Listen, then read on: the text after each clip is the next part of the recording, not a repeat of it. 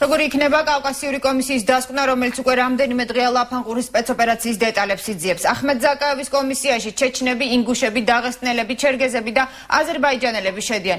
უკვე ცნობილია, რომ მიმდინარეობს ორი ადამიანის ძებნა, რომლებიც გავრცელებული ინფორმაციით ლიკვიდირებულ ჯგუფსა და საქართველოს ხელისუფლებას შორის შუამავლები იყვნენ. ასევე საუბარია ვერსიაზე, რომელიც რადიკალურად განსხვავდება საქართველოს ხელისუფლების ოფიციალური განცხადებებისგან. კომისიაში დადასტურებულად იცია, რომ ლიკვიდირებულებს საქართველოს საზღვარი არალეგალურად არ გადმოუკვეთავდა, ისინი საქართველოს ტერიტორიაზე მინიმუმ 6 თვის წინ ლეგალურად შემოვიდნენ. კავკასიის ხალხთა კონფედერაციაში ამბობენ, რომ კავკასიური კომისიის დასკვნა ლაფანყურის სპეცოპერაციაზე საკმაოდ მძიმე იქნება.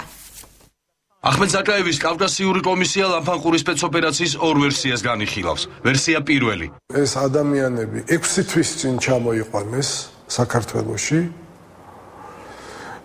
და ისინი მთელი ამ 6 თვის განმავლობაში თანამშრომლობდნენ საქართველოს ხელისუფლებასთან და შესაბამისად სპეცსამსახურებთან. რა ფორმით თანამშრომლობდნენ, რა თემების გარშემო თანამშრომლობდნენ, ამას დაადგენს კომისია. მეორე ვერსია. ეს ადამიანები დიდი ხანია აქ იყვნენ, დიდი ხანია მიდიან და მოდიან, დიდი ხანია თანამშრომლობენ ამ ხელისუფლებასთან. კავკასიის ხალხთა კონფედერაციის ხელმძღვანელმა ინფორმაცია რამდენიმე საათის წინ მიიღო. ზაალ კასრელიშვილი ამბობს, რომ ხელისუფლებასა და ჯგუფის წევრებს შორის კონფლიქტი ლაფანყურის სპეცოპერაციამდე მოხდა. თუმცა კასრელიშვილისთვის უცნობია რა მიზნით თანამშრომლობდა ხელისუფლება ჯგუფის წევრებთან. ამბობს, რომ ამას კავკასიური კომისია დაადგენს, რომელმაც უკვე დააზუსტა ხელისუფლებასა და ჯგუფის წევრებს შორის ორი შუამავლის ვინაობა. ერთი ეროვნებით ქართველი, მეორე კი ჩეჩენია. ასევე კიდევ ერთი ადამიანი, რომელიც ევროპის ქვეყნებში ხვდებოდა მათ, ხელისუფლებასთან დაახლოებული ქართველია, რომელმაც სავარაუდოდ ეს ახალგაზრდები ევროპიდან საქართველოში ჩამოიყვანა. დღესვე კახეთის საინფორმაციო ცენტრის ვებგვერდზე ქვეყნდება ინტერვიუ ინკოგნიტო ვაჰაბიდ რესპონდენტთან, რომლის ვინაობაც მისი უსაფრთხოების გამო გასაიდუმლოებულია. წელს ზაფხულში პანკისის ხეობაში ევროპის სხვადასხვა ქვეყნიდან 200-ზე მეტი ჩეჩენი იყო ჩამოსული. მათ საქართველოდან გზის მიცემას პირდებოდნენ. აგვისტოს შუა რიცხვებში ჩეჩნების დიდი ნაწილი იმ ქვეყნებში დაბრუნდა, სადაც ისინი დევნილი სტატუსით ცხოვრობენ. ზოგიერთები დარჩნენ, ვინც პანკისის ხეობაში დარჩა, მათ შორის იყვნენ ესენიც: დურკვახა დოშუევი, სალამ ზაურბეკოვი, ხაშევ ჯაბრაილი, მუსა ადუევი და სხვები.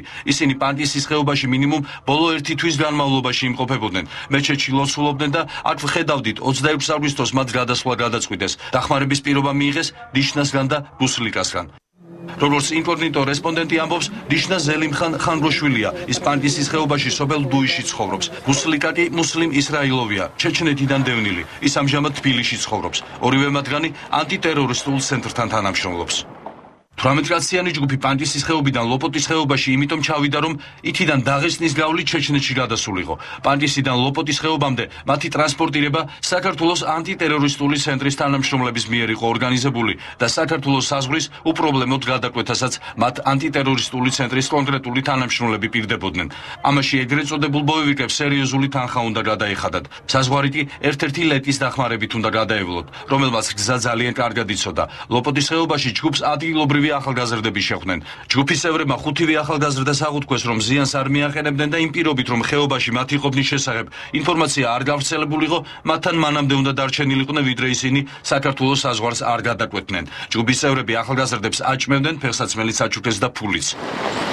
ის რომ სოფელ ლაფანყურში სპეცოპერაციამდე თავისუფლად გადაადგილდებოდნენ უცხო ადამიანები და ამ მიდამოებს ასევე უცნობი ადამიანები ხშირად სტუმრობდნენ, ადგილობრივები პირად საუბრებში ყვებიან. სადაც ბინა აქვს, მაგრამ იმას სამხედროებს იმის ქვევით მონატრიალებდნენ, მოდიოდნენ გალსტუკიანები და ესენი ჩვეულებრივი ფორმით იყვნენ. იჩქერის დევნილი მთავრობის საგამოძიებო კომისიის შესახებ ცნობილი მას შემდეგ გახდა, რაც ახმედ ზაკაევმა ეს განცხადება მეცხრე არხთან ინტერვიუში გააკეთა. ლოპოტის ხეობაში მოკლულთა შორის ერთ-ერთი სწორედ ზაკაევის პირადი დაცვის წევრი დურკვახა დოშუევი იყო.